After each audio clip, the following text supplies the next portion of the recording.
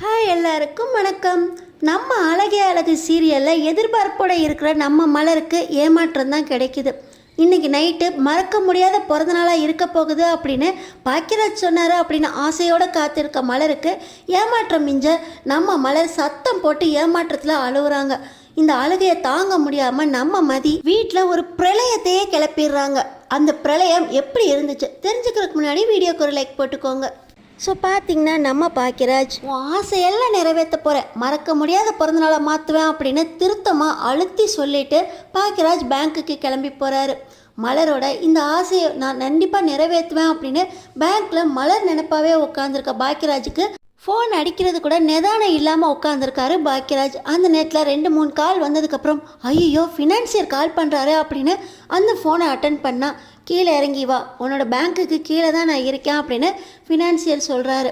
நம்ம பாக்கியராஜும் ஐயோ நம்ம தவணை கட்டவே இல்லையே, இந்த மாதத்துலேருந்து தானே நம்மளுக்கு இன்க்ரிமெண்ட் கொடுத்துருக்காங்க, எப்படியாவது ஃபினான்சியரோட காலில் விழுந்தாவது நான் இஎம்ஐயை சேர்த்து கட்டிடுறேன்னு அவர்கிட்ட சொல்லணும் அப்படின்னு நினச்சிக்கிட்டே போகிறாரு பாக்கியராஜ்.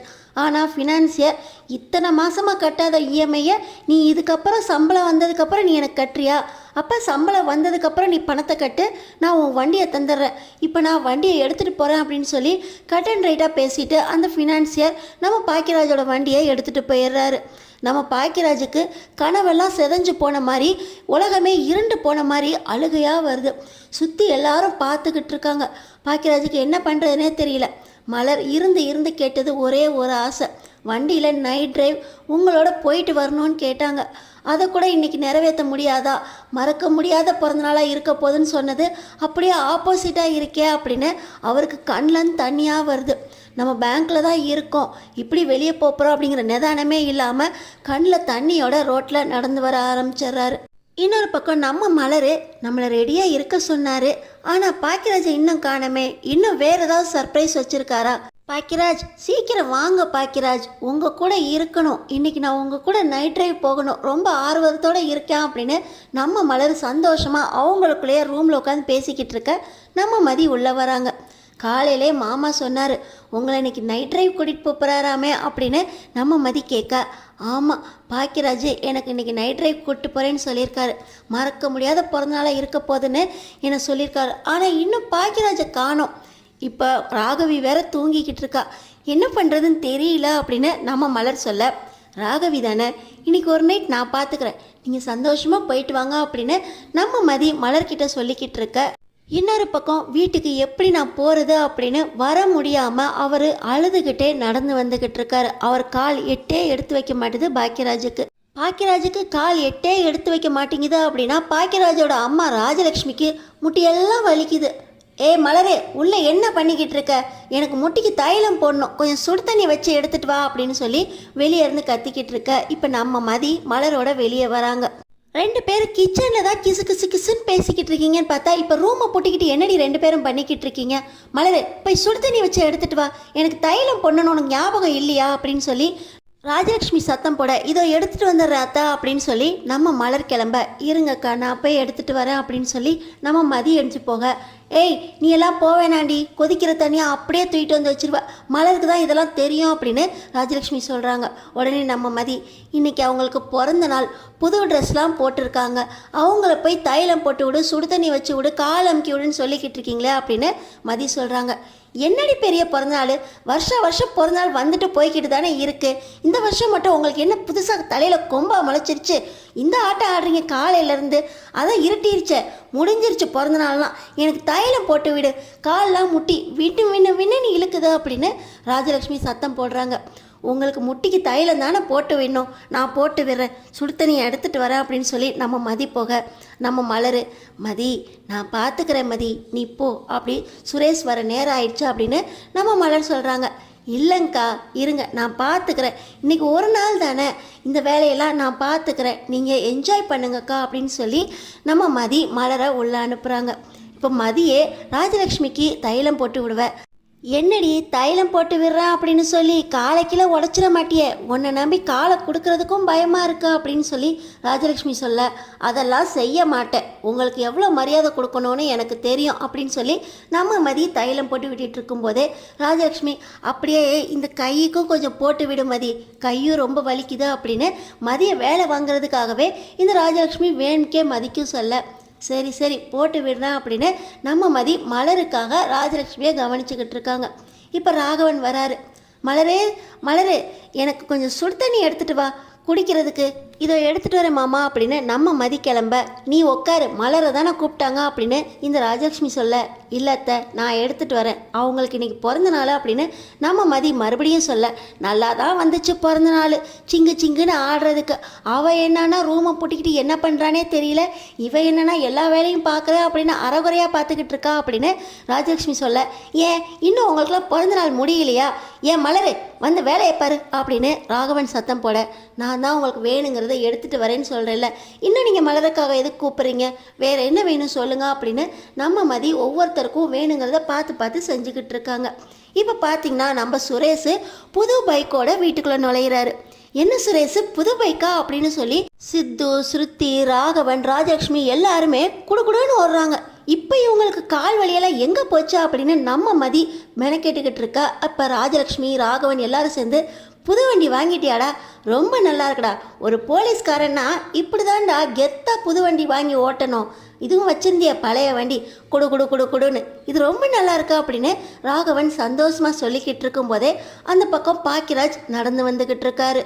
அப்பா புது வண்டி எப்படி இருக்குப்பா, வண்டிக்கு பூஜை போடுறதுக்கு முன்னாடி மாமாவுக்கும் ரேவதிக்கும் கால் பண்ணி வர சொல்லிட்டேன், இப்போ மாமாவும் ரேவதியும் வந்துக்கிட்டே இருக்காங்க, அவங்க வந்தோடனே இந்த புது வண்டிக்கு பூஜை போட்டு வந்துடலாம்ப்பா அப்படின்னு இங்கே ராகவன் கிட்ட சுரேஷ் ரொம்ப சந்தோஷமாக சொல்லிக்கிட்டு இருக்க. அங்கே பாக்கியராஜே நடந்து வந்துக்கிட்டு இருக்கான், வண்டி எங்கே போச்சு அப்படின்னு ராகவன் கேட்க, பாக்கியராஜ் வீட்டுக்கு வராரு. அவர் முகம் எல்லாம் ரொம்பவே வாடி போய் அசந்து போய் இருக்காரு. இப்போ நம்ம மலர் பாக்கியராஜ் பார்த்த உடனே, என்னங்க என்ன ஆச்சு, உங்கள் வண்டி எங்கே, ஏன் நடந்து வந்துக்கிட்டு இருக்கீங்க அப்படின்னு பதறி போய் கேட்குறாங்க. மலர் அது வந்து ஃபினான்ஷியருக்கு பணம் 4-5 மாதமாக கட்டலை, இஎம்ஐ கட்டாதனால அவர் வண்டியை எடுத்துகிட்டு போயிட்டார் மலர் அப்படின்னு நம்ம பாக்கியராஜ் ரொம்பவே சங்கடத்தோட மலர்கிட்ட சொல்கிறாரு.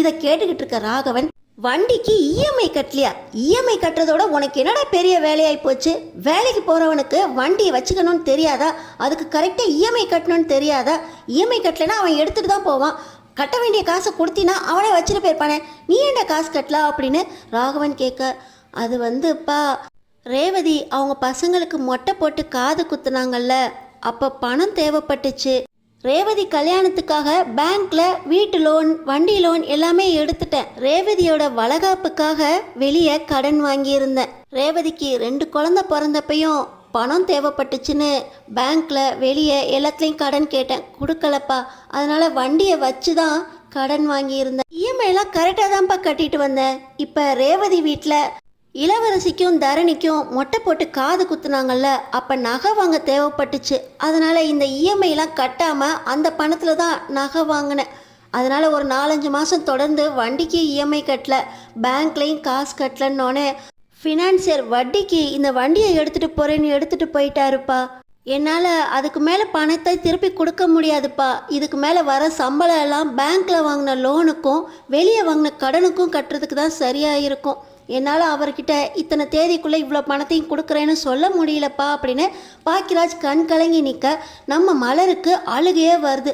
சத்தம் போட்டு அழுக, என்னடி பிறந்தநாள் அதுமா புருஷனும் பொண்டாட்டியும் சீன் போட்டுட்ருக்கீங்களா, சுரேஷ் இப்போ தான் புது வண்டி வாங்கிட்டு வந்திருக்கான், அதுக்கு ஒரு சந்தோஷப்பட முடியாமல் இப்படி பாக்கியராஜ் வண்டியை விட்டுட்டு வந்திருக்கான், எங்கடான்னு கேட்டால் என் பொண்ணு ரேவதியை கதை சொல்லிக்கிட்டு இருக்கான் அப்படின்னு ராஜலக்ஷ்மி சத்தம் போட, என்னாச்சுமா புது வண்டி வாங்கியிருக்கானா சுரேஷ் அப்படின்னு சொல்லி சுரேஷை பார்க்க, இப்போ பாக்கியராஜ் நம்ம சுரேஷ்கிட்ட, டேய் சுரேஷ், நான் வண்டியை மீட்கிறதுக்கு உன்னால் உதவி செய்ய முடியும்டா, உன் கல்யாணத்துக்காக மலரணியோட நிலத்தை வச்சு தானே பணம் வாங்கினோம், அந்த பணத்துக்கு வட்டி கட்டணும்ல, அந்த பணத்தை கொடுத்தினா நான் ஃபினான்சியர்கிட்ட போய் அந்த பணத்தை கொடுத்து வண்டியை மீட்டு வந்துடுவேண்டா, இன்னைக்கு மலருக்கு பிறந்த நாள்டா அப்படின்னு நம்ம பாக்கியராஜ் சுரேஷ்கிட்ட காசு கேட்குறாரு.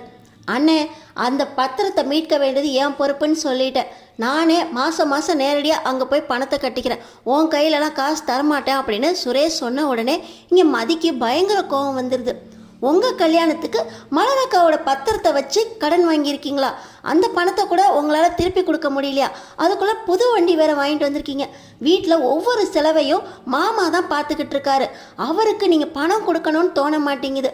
அவர் இவ்வளோ கடனை வச்சுக்கிட்டு திருப்பி கட்ட முடியாமல் நடந்து வந்துக்கிட்டு இருக்காரு. வண்டியையும் இழந்துட்டாரு. நீங்கள் அதுக்கு கூட கொஞ்சம் பணத்தை கொடுத்து உதவி செய்யாமல் புது வண்டியோட வந்து நிற்கிறீங்களா அப்படின்னு நம்ம மதி கேட்க, இந்த வீட்டில் பொம்பளைங்களாம் பேசுகிறதுக்கு யார் அதிகாரம் கொடுத்தது? இந்த வீட்டுக்குன்னு ஒரு சுய கௌரவம் இருக்குது. பொம்பளைங்க என்ன நடந்தாலும் வாயை மூடிக்கிட்டு நடக்கிறத வேடிக்கை பாருங்கள். இப்படி எல்லாத்துக்கும் குறுக்க வந்து பேசாதீங்க.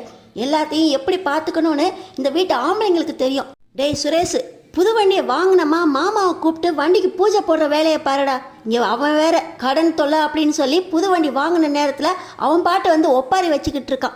நீ புது வண்டிக்கு பூஜை போடுற வழியை பாரு. அதோ மாமா வண்டி வந்த மாதிரி இருக்குது. டேய் பாக்கியராஜ், இந்த நேரத்தில் எதுவும் அழுது வழிஞ்சிக்கிட்டு இருக்கக்கூடாது. மாப்பிள்ளை வராரு, ரேவதி வராங்க, வந்தம்மா அவங்க பூஜையை முடித்தோமா. அவர் இந்த வீட்டிலேருந்து போகும்போது சந்தோஷமாக தான் போகணும். என் பொண்ணுக்கிட்ட எந்த விஷயத்தையும் இதை பற்றி சொல்லக்கூடாது அப்படின்னு ராகவன் சத்தம் போட்டு, மலரு, மாப்பிள்ளையும் ரேவதியும் வராங்க, அவங்க சாப்பிட்றதுக்கு நல்ல டிஃபன் ரெடி பண்ணி வை அப்படின்னு சொல்லி ராகவன் மலருக்கு ஆர்டர் போட்டுட்ருக்காங்க. நம்ம மதிக்கு பயங்கர கோபம் வந்துடுது. என்ன பேசிக்கிட்டு இருக்கீங்க? அவர் வண்டியை எடுக்க முடியாமல் திருப்ப முடியாமல் நம்ம மலரக்கா வெளியே கூட்டு போகிறதுக்கு கூட வண்டி இல்லாமல் ஏங்கி போய் தவிச்சு போய் நடந்து வந்துக்கிட்டு இருக்காரு. உங்களுக்கு புது வண்டிக்கு பூஜை போடுறது தான் பெருசாக தெரியுது. அவங்களோட ஏக்கம், உங்களோட கண்ணீர் அவங்களுக்கு பெருசாக தெரியலையா அப்படின்னு நம்ம மதி ராகவன் கிட்ட கேட்க, இந்த வீட்டு பொம்பளைங்க ஆம்பளைங்களை எதிர்த்து பேசுகிற அளவுக்கு வந்திருக்கீங்கன்னு பார்த்தா பெரியவங்களுக்கு கொஞ்சம் கூட மரியாதை இல்லாமல் என்கிட்டே நீ கேள்வி கேட்டுக்கிட்டு இருக்கியா? யார் உனக்கு கேள்வி கேட்குற உரிமையெல்லாம் கொடுத்தது? டேய் சுரேஷ், அவளை அடங்கி இருக்க சொல்லு, இல்லாட்டினா வீட்டில் நடக்கிறதே வேற அப்படின்னு சொல்லி ராகவன் சொல்ல, ஏய் மதி, என்ன உன் வாய் நீண்டுக்கிட்டே போகுது? அப்பா முன்னாடி வாய் பேசக்கூடாதுன்னு சொல்லியிருக்கனா இல்லையா? இப்போ இதை பற்றி பேச வேண்டாம், அமைதியாயிரு, மாமா வராரு அப்படின்னு சொல்லி சுரேஷ் ரொம்ப கோவமாக மதியை அடக்கிட்டு, வாங்க மாமா வாங்க அப்படின்னு சொல்ல தங்கராஜு ரேவதியும் உள்ளே வராங்க. டேய் சுரேஷ், புது வண்டியாடா, ரொம்ப நல்லா இருக்கா அப்படின்னு சொல்லி நம்ம ரேவதி சொல்லிட்டு மலரை பார்க்க, மலரோட முகத்தில் அப்படியே கண்ணீரோட திளிகள் பட்டு வீங்கி போய் இருக்கு. பாக்கியராஜு ரொம்ப சோகமாக இருக்காங்க. நம்ம ரேவதிக்கு இந்த நேரத்தில் இவங்க ஏன் சோகமாக இருக்காங்கன்னு ஒன்றுமே புரியல. இப்போ மலர் பக்கத்தில் வராங்க ரேவதி. இன்னொரு பக்கம் இந்த தங்கராஜ் சுரேஷ்கிட்ட போய், டேய் வண்டி சூப்பராக இருக்குடா, போலீஸ்காரனுக்கு நல்ல கெத்தாக வாங்கியிருக்க வண்டி, இந்த மாதிரி தான்டா மேலே மேலே போய்கிட்டே இருக்கணும். ஒரு சிலர் மாதிரி சம்பாரிச்ச காசை சேர்த்து வைக்க தெரியாமல் சம்பாரிச்ச காசெல்லாம் செலவு பண்ணிக்கிட்டு இன்னமும் ஒன்றத்துக்கும் ஆகாமல் நாங்கள் தான் பெருசு அப்படின்னு பேசிக்கிட்டு இருக்காங்களே, அவங்கள மாதிரி இருக்கக்கூடாதுரா அப்படின்னு இங்கே தங்கராஜ் சுரேஷுக்கு சொல்ல, ஆமாம்மாம்மா அப்படின்னு சொல்லி இந்த சுரேஷும் தங்கராஜுக்கு ஜால்ரா அடிக்கிறாரு. இப்போ ராகவன் வீட்டோட மூத்த புள்ளன் தான் பேர், ஒன்றத்துக்கும் லாய்க்கில்லை, ஒன்றத்தையும் சேர்த்து வைக்கல, இன்னும் கடனு தான் அலைஞ்சிக்கிட்டு இருக்கான் அப்படின்னு மனசுக்குள்ளே திட்டிகிட்டு இருக்க நம்ம பாக்கியராஜ், மலரு, உன்னோட ஒரே ஒரு ஆசையை கூட என்னால் நிறைவேற்ற முடியலையே மலரு, நீ செலவு பண்ணி கூட கேட்கல, நைட் ட்ரைவ் உங்கள் வண்டியில் தனியாக கூட்டு போங்கன்னு தானே சொன்னீங்க, அதை கூட என்னால் நிறைவேற்ற முடியலையா அப்படின்னு நம்ம பாக்கியராஜ் ஏங்கி அந்த நேரத்தில் அழுதுகிட்டு இருக்க, இதை வந்து ரேவதி பார்த்துட்றாங்க.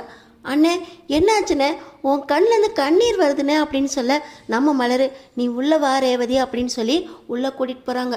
நம்ம மதிக்கு பயங்கர கோவம், அக்கா இதை சும்மா விடக்கூடாதுக்கா அப்படின்னு சொல்ல, நம்ம மலரு, நீ உள்ளே வா மதி அப்படின்னு சொல்லி அழுதுகிட்டே மதியையும் உள்ளே கூட்டிகிட்டு போக, ரேவதி என்னென்னு புரியாமல் மலர் கூடயே பின்னாடி போக, என்னாச்சு அண்ணி அப்படின்னு சொல்லி உள்ளே போனோன்னே கேட்குறாங்க. மதி இப்போ ரேவதி கிட்ட, மலரக்காவுக்கு இன்றைக்கி பிறந்த நாளுக்கு ரொம்ப ஆசையாக நைட் ட்ரைவ் பாக்கியராஜ் கூட போகணும் அப்படின்னு எதிர்பார்ப்போட காத்துக்கிட்டு இருந்தாங்க. ஆனால் பாக்கியராஜ் மாமா இஎம்ஐ கட்டாதனால வண்டியை ஜப்தி பண்ணிட்டாங்களாம். அவர் நடந்து தான் வந்தார். இதை கேட்டால் வீட்டோட மூத்த பையன் அப்படின்னா பொறுப்பாக எல்லா செலவையும் பார்க்க தான் செய்யணும், இதை கூட பொறுப்பாக பார்த்துக்க தெரியாமல் அங்கங்கே கடனையும் வாங்கி வச்சா எடுத்துகிட்டு போக தான் செய்வாங்க வண்டியா அப்படின்னு உங்கள் அப்பா சொல்கிறாங்க அப்படின்னு மதி சொல்ல, இந்த அப்பாவும் அம்மாவும் வீட்டோட சூழ்நிலையை புரிஞ்சுக்கிட்டு அண்ணனோட செலவை பகிர்ந்துக்கவே மாட்டாங்க. சுரேஷ் வேற இதில் புது வண்டி எப்படி வாங்கின்னு வந்தான், அண்ணனுக்கு காசு கொடுக்க மாட்டானா அப்படின்னு நம்ம ரேவதி ரொம்ப கோவத்தோட, நான் போய் கேட்குறேன் சுரேஷா அப்படின்னு கிளம்புறாங்க. ஆனால் நம்ம மலரு, இல்லை ரேவதி, இத்தனை வருஷமாக எந்த ஒரு செலவுக்குமே கையில் காசு கொடுக்காதவங்க எல்லாத்தையும் மூத்த பையனா அவர் தான் பொறுப்பாக எடுத்து செய்யணும் அப்படின்னு சொல்லியிருக்காங்க. அதனால தான் சுற்றி சுற்றி எல்லா பக்கமும் கடன் ஆகிப்போச்சு. இப்போ உங்கள் அண்ணனுக்கு இன்க்ரிமெண்ட் வந்திருக்கு. கொஞ்சம் கொஞ்சமாக கடனை கட்டிட்டு அதுக்கப்புறமா நாங்கள் புது வண்டி வாங்கிக்கிறோம். நீ எதுக்கும் கவலைப்படாத, நீ சந்தோஷமாக இருக்கணும் அப்படின்னு சொல்லி மலர் ரேவதி கிட்ட சொல்ல, நான் சந்தோஷமாக இருக்கணுங்கிறக்காக இன்னும் நீங்கள் எவ்வளோ தான் விட்டு கொடுப்பீங்க? வீட்டோட மூத்த பையன் அப்படின்னா எல்லா தலைவலியையும் தான் மேலே தூக்கி ஏற்றுக்கணுமா? எவ்வளோதான் அண்ணனும் கடனை வாங்குவான்? நானும் அண்ணன்கிட்ட சொல்லிட்டேன், எனக்கு காசு இல்லை, நீங்களும் எல்லாரும் ஷேர் பண்ணிக்கோங்க செலவை அப்படின்னு. அண்ணனும் சொல்ல மாட்டேங்கிறான், நீங்களும் எதுவுமே சொல்ல மாட்டேங்கிறீங்க. சுரேஷ் புது வண்டி வாங்கிட்டு வந்திருக்கானே, வீட்டோட செலவுக்கு காசு வேணுமான்னு கேட்டு அந்த காசை கொடுத்துருக்கலாமே. கல்யாணத்துக்காக வாங்கின கடனை அடைக்கிறதுக்கு நீ வச்சுக்கோனா அப்படின்னு சொல்லி பாக்கியராஜுக்கிட்ட அண்ணன்ட்ட கொடுத்துருக்கலாமே. அதெல்லாம் செய்யாமல் அவன் செலவுக்குன்னு தானே அவன் பார்த்துக்கிறான். தங்கராஜோட சேர்ந்துக்கிட்டு இவரும் மாறி தான் போய்கிட்டு இருக்கான் அப்படின்னு நம்ம ரேவதி சொல்ல, நம்ம ரேவதி கிட்ட மதியம் மலரக்காவுக்காக நம்ம 2 பேரும் போய் கேட்போம் அப்படின்னு சொல்லி நம்ம மதியம் ரேவதியும் வெளியே வராங்க. இப்போ பார்த்தீங்கன்னா தங்கராஜ், என்ன கூட்டணிலாம் ரொம்ப பலமாக இருக்குது, பேசி முடிச்சாச்சா? சுரேஷோட புது வண்டிக்கு பூஜை போட போகிறோம். வண்டிக்கு பூ, வெத்தலைப்பாக்கு, பழம், ஸ்வீட்டு எல்லாம் ரெடி பண்ணுங்க, கோயிலுக்கு போகணும் அப்படின்னு தங்கராஜ் சொல்ல, நீங்கள் இதுலேயே இருக்கீங்களே, பாக்கியராஜ் மாமாவோட வண்டியை ஜப்தி பண்ணிட்டாங்க. பாக்கியராஜ் மாமாவோட வண்டியை திருப்புறதுக்காக இந்த வீட்டு மூத்த பையனா இது வரைக்கும் பாக்கியராஜ் மாமா எவ்வளவு செலவு பண்ணாரோ எல்லாத்தையும் எண்ணி வச்சுட்டு அதுக்கப்புறமா நீங்கள் புது வண்டிக்கு பூஜை போட போங்க அப்படின்னு நம்ம மதி சொல்கிறாங்க. இப்போ ராகவன், மூத்த பையன்னா எல்லா பொறுப்பையும் தலையில் ஏற்றி எல்லாத்தையும் செய்ய தான் செய்யணும், அதை கூட தாங்க முடியலன்னா அப்புறம் மூத்த பையன் எதுக்கு? ஏதோ ஒரு பொண்ணு வேணும்னு ஓடி போனால அப்படியே போயிருக்க வேண்டியது தானே. குடும்பம் வேணும்னு வந்தால, குடும்பம்னு இருந்தால் 1008 செலவு இருக்க தான் செய்யணும். மூத்த பையனா எல்லா செலவையும் பார்த்து தான் ஆகணும். இதுக்கெல்லாம் நாங்கள் பொறுப்பேற்றுக்க முடியாது. அவன் தான் பொறுப்பாக எல்லா செலவையும் பார்த்து கையில் மேனேஜ் பண்ணிக்கணும் பணத்தை எல்லாம் அப்படின்னு ராகவன் சொல்கிறாரு. டேய் சுரேஷு, உன்னோட பழைய வண்டி இருக்குமேடா, அதை நான் இனிமேல் எடுத்துக்குவா அப்படின்னு பாக்கியராஜ் கேட்க, இல்லைண்ணே இதை எக்ஸ்சேஞ்ச் பண்ணிட்டு தான் புது வண்டி வாங்கியிருக்கேன் அப்படின்னு சுரேஷ் சொல்ல, நம்ம பாக்கியராஜுக்கு எப்படி மலரோட பிறந்த நாளைக்கு ஆசையை நிறைவேற்ற போகிறோமேன்னு தெரியலையே அப்படின்னு இருக்க, இன்னொரு பக்கம் நம்ம மலர் ஏங்கி ஏங்கி உள்ளே அழுதுகிட்டு இருக்க, நம்ம மதி வீட்டில் ஆம்பளை பிள்ளையா எல்லா செலவுக்கும் பாக்கியராஜோட சேர்ந்து பொறுப்பேற்று செலவுக்கு பணம் கொடுக்கணும் அப்படின்னு நம்ம மதி சுரேஷுக்கு எப்படி புரிய வைக்க போகிறாங்க. ராகவனும் ராஜலட்சுமி இதை ஏற்றுக்குவாங்களா? அடுத்தடுத்து என்ன நடக்க போகுதுன்னு தெரிஞ்சுக்கிறதுக்கு நம்ம சேனலை சப்ஸ்கிரைப் பண்ணி தொடர்ந்து பாருங்கள்.